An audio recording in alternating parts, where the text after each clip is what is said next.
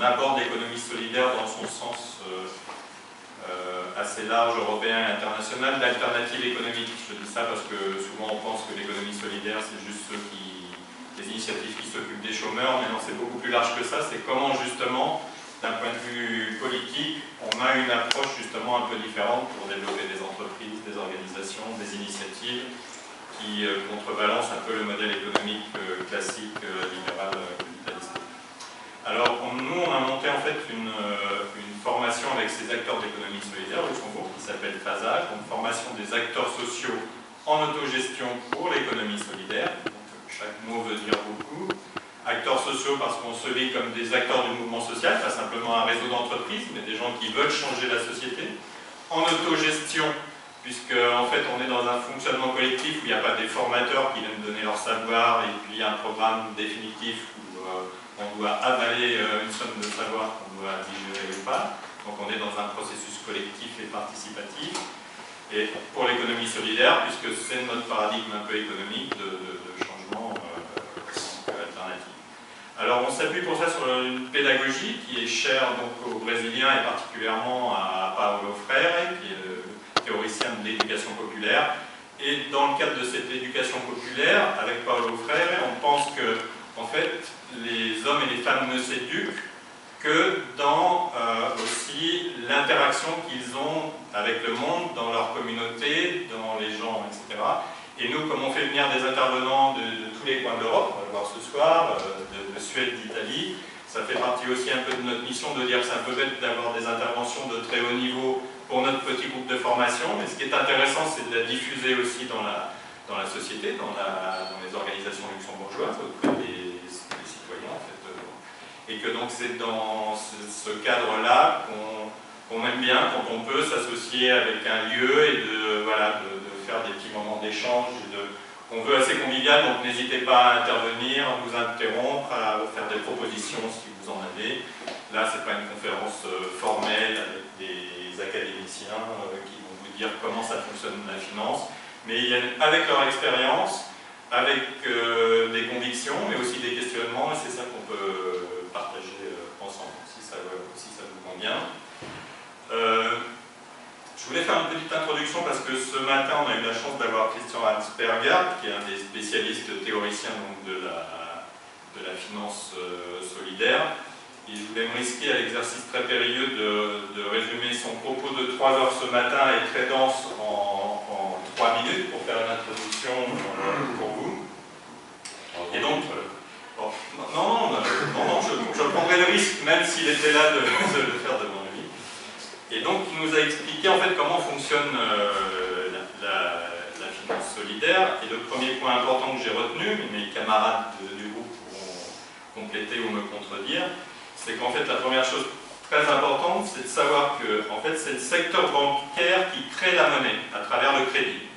Donc là, c'était déjà pour combattre une première idée reçue que ce sont les banques centrales qui font tourner la planche à billets et qui créent la monnaie. Non, en fait, ce qui crée la monnaie, c'est les banques. Quand elles vous prêtent ou quand elles prêtent aux entreprises qui font des crédits pour vous financer une activité, c'est ça qui crée la monnaie en fait. Et les banques centrales, elles n'interviennent que pour garantir, que pour apporter de la trésorerie quand il y en a besoin, pour que le système s'équilibre et puisse fonctionner. Alors pour lui, en fait, il n'y a pas de finance éthique et solidaire. Ou alors, dit autrement, toute la finance est éthique et solidaire. Parce que même la finance la plus classique, la plus capitaliste, a une éthique. Et fonctionne sur une éthique très forte. Et une éthique qui est basée donc, sur le libre-échange, sur la concurrence, sur toute une série de dogmes comme ça, libéraux, singulier ou mais que c'est une éthique aussi. C'est une éthique, peut-être qu'on ne partage pas les valeurs de cette éthique-là, mais cette finance aussi, elle est éthique. Et elle est aussi extrêmement solidaire, parce que la finance, et on le voit bien avec la crise financière d'ailleurs, elle est très interpénétrée, et il y a tout un système d'interconnexion et de liens qui font que cette finance, elle est solidaire, et elle ne fonctionne, et ça c'est la grande thèse libérale, que parce qu'il y a des gens pour avoir des besoins justement de financement. Donc ça c'est le grand thème libéral. En fait, l'économie libérale elle n'existe que parce qu'il y a une demande des gens qu'on n'oblige pas ni à consommer, ni à demander, etc. Donc il nous invitait à réfléchir réfléchir non pas en termes de finances éthiques et solidaires, mais en termes de finances alternatives, donc d'alternatives au système dominant. Alors, par contre, il a développé un propos pour dire qu'il y a quand même une entrée sur laquelle la finance classique, libérale, donc le système financier dominant, sur lequel il n'a pas vraiment de réponse et il n'a pas réfléchi à la question, c'est sur la durabilité écologique. Donc là, par contre, dans la théorie économique libérale, ils n'ont pas traité cette question, puisque, en fait, on est dans la satisfaction des besoins immédiats, la question de la durabilité et même de l'approche écologique n'est pas traitée, même d'un point de vue purement théorique. Donc ça, c'est quelque chose qui échappe un peu au raisonnement scientifique pur, en tant qu'économiste. Et donc, je vais citer une phrase qu'il nous a donnée et qui traduit ça, c'est que, du coup, le système financier sacrifie la résilience sur l'autel de l'efficience. C'est-à-dire, pour être très efficient, c'est-à-dire que les investissements financiers aient le retour sur investissement, ça se fait au détriment de la résilience. Donc on va dans des systèmes qui produisent des crises et qui, voilà, dans lesquels on est. Alors, donc pour lui, et là on va arriver à notre sujet ce soir, j'espère que tu comprends un peu ce que je dis, de la finance alternative. Donc là on va avoir deux cas extrêmement beaux, exemplaires, donc ils vont nous exposer de comment on peut agir en fait en termes d'alternatives bancaires ou financières, mais qui restent quand même dans le système. C'est-à-dire qu'à partir du moment où on fait du crédit, on fait de la création de monnaie, donc on participe au système.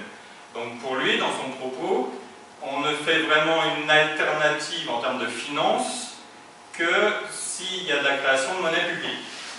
Que personne ne fait. Mais ça serait le système en fait à mettre en place, des banques complètement publiques qui décideraient en fait au nom de l'intérêt général comment on crée de la monnaie et combien on en crée donc pour financer les projets.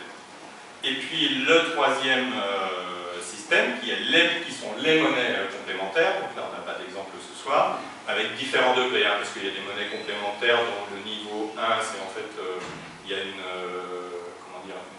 traduction avec l'euro pour nos monnaies, donc on achète et puis on peut revendre, donc ça c'est le niveau, en fait ça sert juste à avoir du débat économique et à relocaliser un peu d'économie, mais il y a des systèmes de monnaie complémentaires beaucoup plus évolués et qui vont même jusqu'à la création de monnaie papier, pure et simple, qui sont là vraiment de la finance hyper alternative, puisque là on recrée carrément un système financier. Donc là on va revenir à quelque chose, on va dire, très opérationnel, puisque c'est en tant que citoyen, on peut faire le choix d'aller à Banca Etica, d'aller à la JAC, donc de dire mon argent, qui certes est dans le système, puisque c'est des euros et qu'il participe donc de la finance mondiale, mais ces euros-là, je peux leur donner une utilité quand même un peu particulière à travers des systèmes qui vont nous être exposés, donc que ce soit à la JAC ou à la Banca Etica, et qui nous permettent quand même d'agir sur ce système et en tant que citoyen, quelque part de ne pas être complice de choses qu'on ne voudrait pas voir, c'est-à-dire des financements, de choses qu'on n'aime pas tellement, avec un système financier en fait qui fonctionne sur lui-même et avec son logique propre. Voilà, donc c'était, je sais pas, j'aurais pu dire devant question. La seule observation, c'est dans la théorie libérale, c'est pas qu'ils ont complètement laissé la durabilité dehors, c'est qu'ils pensent qu'il va y avoir des moyens technologiques ou de développement qui vont traiter ce problème. Oui, tu as raison. C'est-à-dire que le fait de ne pas prendre en compte la dimension écologique, c'est parce qu'on fait de toute façon toujours confiance au progrès technologique et à la science pour trouver les solutions qui permettent la pérennité de la planète, où les libéraux plus libéraux vont jusqu'au bout à dire mais une fois que la Terre est épuisée, c'est pas grave, on colonise une autre planète. Donc il faut faire de la recherche spatiale. Non, mais quand tu vas au bout de la logique, c'est ça en fait. On va chercher d'autres terrains de jeu en fait. Ok, merci Marco pour la précision. Donc maintenant on va passer, je crois qu'on va commencer par Jacques qui a affiché. Alors il faut qu'on s'organise puisque Sarah, qui a besoin aussi de se réhabituer un peu au français, va parler en anglais. Donc qui ne comprend pas du tout l'anglais? Donc si elle parle doucement et elle fait son propos, normalement c'est bon pour... Ouais, dites non si c'est non, il n'y a pas de honte ni de mal. On peut organiser des gens qui peuvent aider à la traduction. C'est bon pour tout le monde? Au cas où quelqu'un ne comprend pas, vous venez à côté de Marco et puis il va chuchoter. If there's any hard words.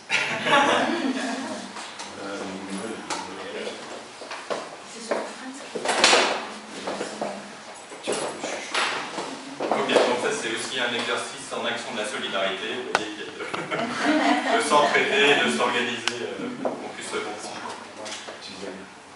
Donc désolé d'avoir parlé en français, je ne sais pas si tu as saisi tout le raisonnement, mais voilà, on a hâte d'entendre ce qu'est la JAC, et comme on l'avait annoncé dans le programme, qui est de dire comment ces outils de finance alternative peuvent contribuer en fait au changement sociétal, voire au changement de paradigme économique.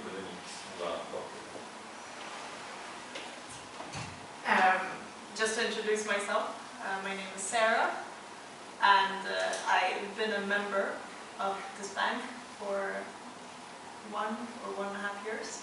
Previously, I worked at Crédit Agricole, but I found an alternative, and this was after I went to Buenos Aires. We talked about Yacht there, so it spread a lot. Our slogan is fair economy. It's quite simple. So what is YOC? YOC stands for Earth, Work, and Capital. The 3 parts that we consider are the main stones for economy, or the main building blocks. I'm gonna talk about how YOC works and how it developed, because it didn't come from Sweden originally, so I'm gonna talk a bit about that, and how our system works. You'll see. I created this presentation just on the airplane, so you know, so it's not perfect. But if you have any questions, I'll try to answer anything. I have 2 separate presentations, so this is why. But it's going to be okay. So the purpose of YOC, or 2 main purposes, and this is part of our public education as well. And we want to support the members with the banking system, and also spread the information. This is very important, and this is how we do the public education. And this is where all the members take part. We have a lot of active members that spread the information without getting any pay.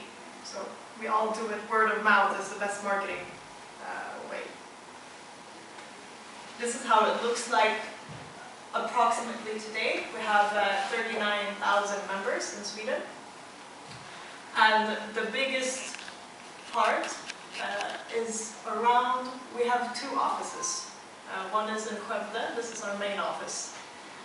And the upper one is in Orsa. And that's where most members are, because there are offices there. It's much easier to get to the community there. So if one member has it, they will tell their neighbor and so on. Also, we have the darker green parts. It's usually where we have an eco-village. The whole village is part of YOC. And they have built the whole village with partially a loan from YOC, or wholly, like the whole loan is from YOC. So it's a complete eco-village where people produce everything and then exchange what they produce within the village. In Stockholm, Stockholm is right here. It's not a big part. We have 8,000 members. It's a big part because Stockholm has 1.5 million inhabitants, so 8,000 is still a lot for us. And this is the biggest active group where I am in. And also we have 30 employees. And these are paid employees. And we have over 800 active members that doesn't get any pay. So it's 405 is wrong. I didn't change that one. This is approximately how it has looked from '92. We wanted to show this because in '92 we had a financial crisis in Sweden. And this is when the interest got really high in normal banks. And that is when people go to YOC, obviously. Because YOC has a steady interest rate, which is called the administrative fee. I will show you this later. And then the normal consumer went to York because they had a steady interest rate, and they didn't get affected by the financial crisis. So that's why we had that peak of members. And when the financial crisis ended, that's when everybody went back to their normal banks. And this is quite normal for the world. People are a bit egoistic in that way. But also York wasn't a real bank already then. We are a real bank now. I will show you this later. This is just a graph to show you our deposits and loans, and that they're always steady. They're always following each other, and this is very important. This is then the history of York. It is formed in Denmark. They have a big farming, farming, like there are a lot of farmers there, yeah. And not like in Sweden. In Sweden is not famous for their farming. So it's formed there, and it was a farming bank, just like Crédit Agricole. It was for the farmers. And it was not a bank per se, it's one where you buy a big, it's a cooperative, so you buy a big maybe milking station, and then a couple of farmers share that milking station. It's quite famous for the farmers. And this is how a cooperative is built. And York is a cooperative bank. It later moved on to York, Sweden. York, Denmark, it wasn't that big in York, Denmark.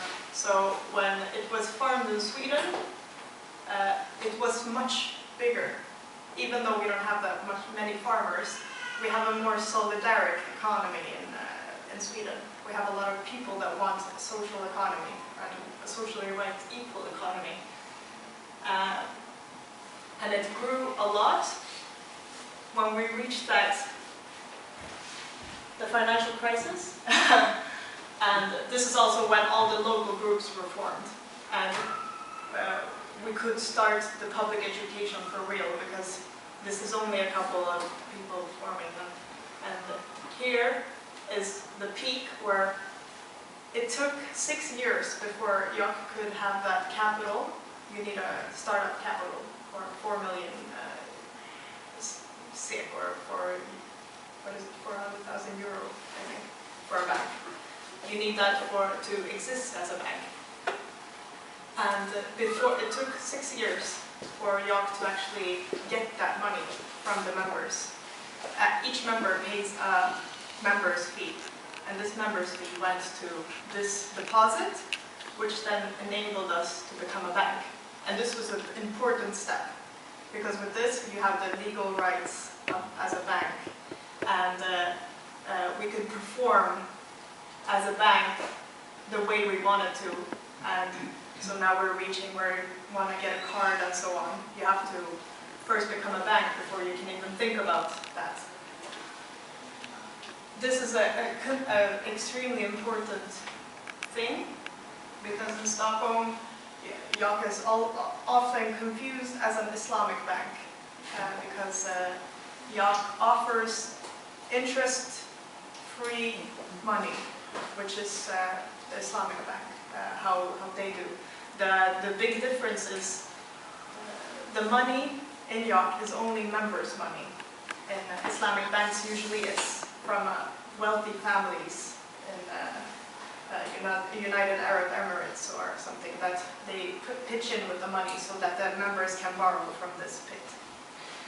So it's very important that any member that comes in, everything is politically and religiously independent, because otherwise it would be impossible to have this bank. Everybody's different, and this is very important, because we often come in when we get offers from someone else to cooperate with us, and they are religiously dependent. It gets very hard for York to cooperate with them, because then we have that issue. Some members might not like it, and then they would leave York. So this is very important. It's part of the public education of the cooperative feeling. Oh, there's a little thing in the way. This is the thing that distinguishes us from, there are two banks in Sweden that are ecological, or the other one is called Ekobanken, which is the ecological bank. And this is what distinguishes us from that other bank, because it's a fully democratic bank, where if you're a member, you have one vote. And the other bank is, the more money you have, the more vote. So that's the biggest difference. And here it doesn't matter if you're the COO, he has one vote. It doesn't matter how much money you have.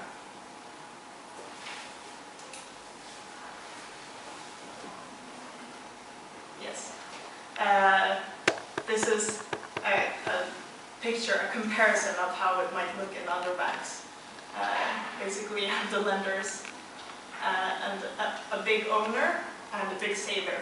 The big saver is usually 4% of the population, the 4% that have the most money. In Sweden, it's 4%. They're the ones that can make money out of interest. So when they put in money into the bank, they make money from the saving interest.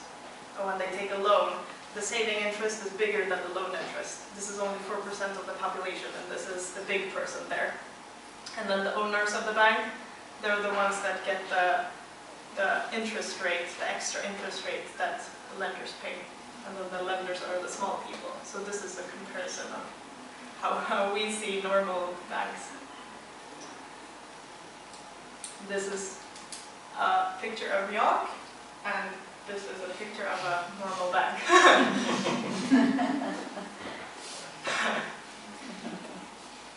We actually have a guy in our active group. He actually writes to the statistical,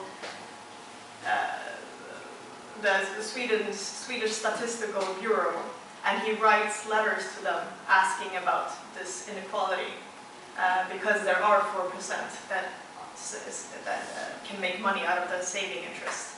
So we asked if this is correct, and they always say yes, this is correct, but they don't see the problem with it. So it's quite interesting how people see the problem, but they don't want to actually recognize it. Am I speaking okay with the English? I see some nodding, which is good.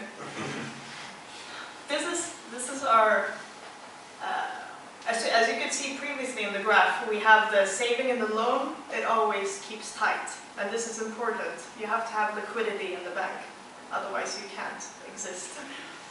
This is how we work in YOP. If you want to take a loan, which is the person on the left, he will take an interest-free loan, which is what we call it. It has an administration fee for the people that work with the loans. You have to have someone that actually deals with the paperwork, does the credit rating, or credit checking. So you have to have an employee that does all of this, and that is what the administration fee pays. But it's no interest. YOP's view of interest is different than a conventional bank. Is it still a percentage or fixed? Yes, it's a fixed percentage, and it doesn't change. It could change yearly, but it hasn't changed. Right now it's 3% of the loan. It changes accordingly to what the projects are for the year and how many members we are. So the more members, the lower the administration fee. And the more we reach goals, like for example, the biggest goal for YOP is to have a credit card. Not a credit card per se, but a card that you can pay for in stores. A credit card is usually a negative word, but for economists, a credit card can mean no credit as well. It's the same word for both cards. So actually, YOP is getting a credit card maybe by the end of the year. We have a cooperation with another savings bank, so we'll see. But that requires the members to pitch in with extra money, or that's why the administration fee is at 3%, because we require that extra capital to make this happen. If you save money, this is the right guide. If you save money, you will get saving points. I will show you this later, how it works, but I save, for example, 1,000 crowns on my account, and then I will get saving points, 1,000 saving points per month for that money. And that money will then either make a loan cheaper for me, or I can give that saving points to someone who needs it to pay off their loan. So it's I will show you later how it works. It's not real money, it's just points, and this is very important to emphasize, because I only give points, I don't get actual money, so that's what makes it easier with our work. Yes, this is when if we have 250,000 crowns,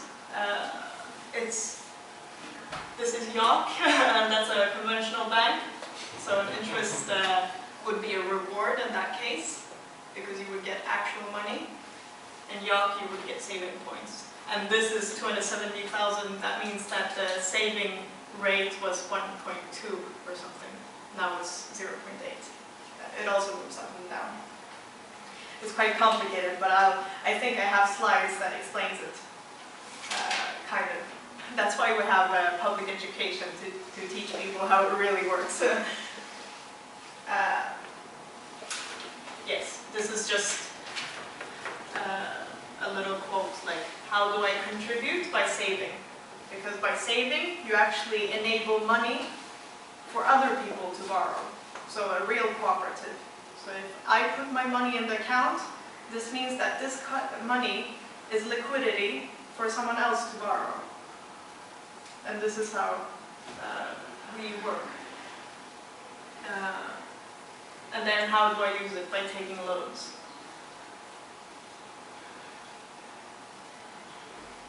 This is what I explained earlier, the saving points. Yeah, I think I explained everything. Like, this is the SP, that's the saving point factor. So if the saving factor is 1, you will get equally as much.